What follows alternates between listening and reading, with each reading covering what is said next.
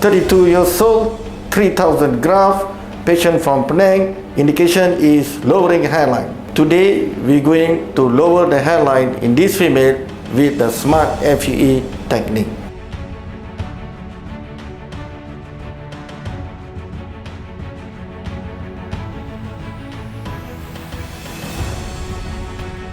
Frontal temple angle from this point to this point 4 cm.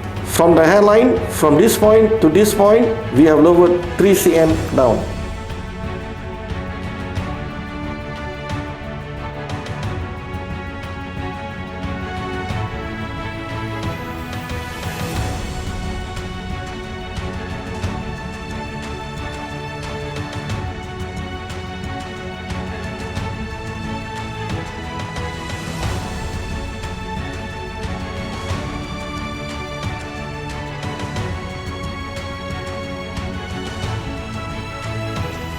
Immediately procedure is over, this is result.